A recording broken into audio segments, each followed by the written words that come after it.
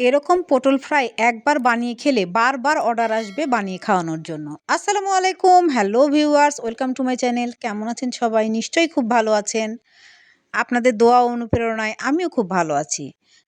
তাই আজকে আবার চলে আসলাম নতুন আরেকটি রেসিপি নিয়ে। আজকের রেসিপি ডিম দিয়ে পটল ফ্রাই। তাহলে চলুন আমার কিচেনে কিভাবে আমি ডিম দিয়ে এই অসাধারণ মুখে টেস্ট লেগে থাকার মতো ডিম দিয়ে পটল ফ্রাই করলাম তার রেসিপি আপনাদের সঙ্গে শেয়ার করি।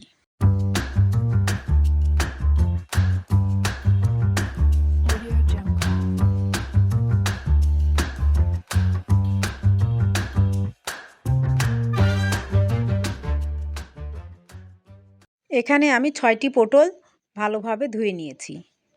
এবার পটলগুলোকে আঁচড়ে নিব, তার জন্য একটি নাইফ নিয়ে নিলাম। পটলগুলোকে সরিয়ে রাখলাম এবং একটি পটল সামনে থেকে পেছন দিকে এভাবে আঁচড়িয়ে নিব।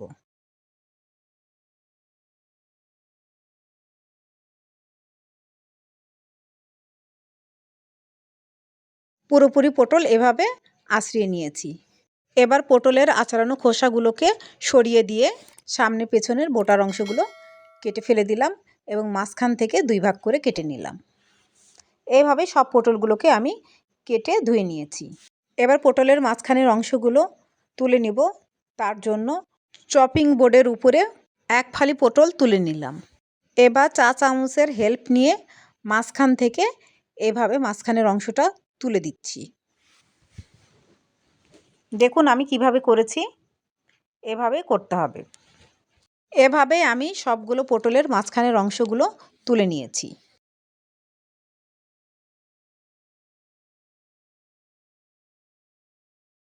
পটলের এই মাঝখানের অংশগুলো একেবারেই ফেলে দেওয়া যাবে না, এগুলো আমি একটি প্লেটে তুলে নিচ্ছি।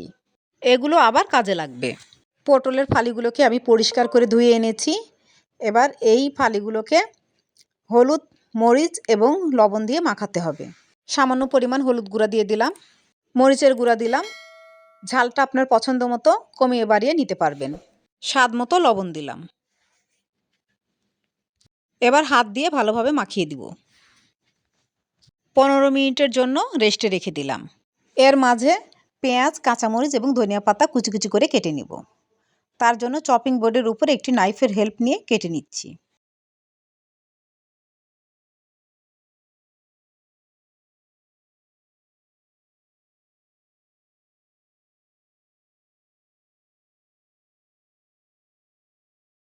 কাটা কমপ্লিট হয়ে গিয়েছে।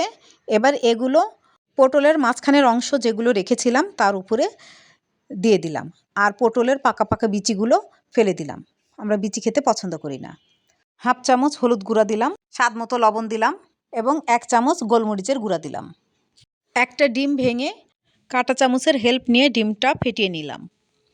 এবার পটলের মাঝখানের অংশ, পেঁয়াজ কুচি, ধনিয়াপাতা কুচি, কাঁচামরিচ একসঙ্গে খুব ভালো করে মাখিয়ে নিলাম।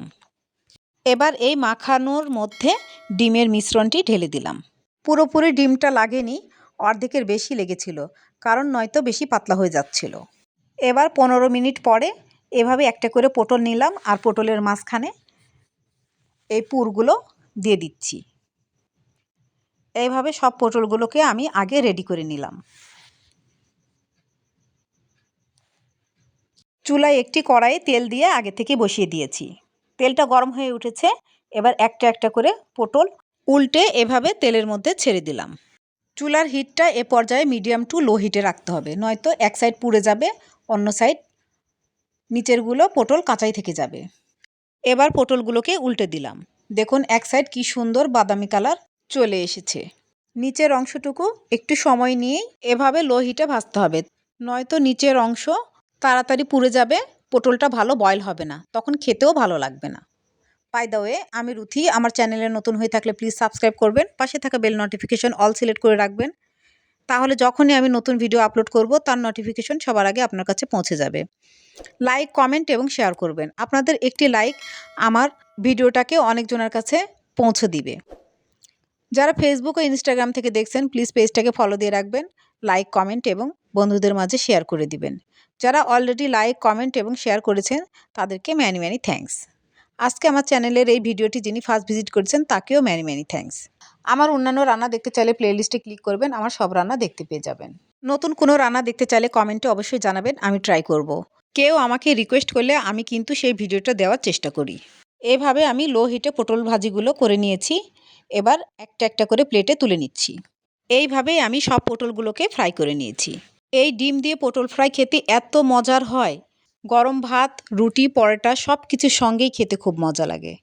আপনারা বাসায় অবশ্যই ট্রাই করবেন এবং খেয়ে আমাকে কমেন্টে জানাবেন যে কেমন হয়েছিল। রেডি হয়ে গেল অসাধারণ খেতে ডিম দিয়ে পটল ফ্রাই। নিউ ভিডিও দেখার ইনভাইট করে আজকে বিদায় নিচ্ছি। ভালো থাকবেন, ভালো রাখবেন, আমার জন্য দোয়া করবেন। আল্লাহ হাফেজ।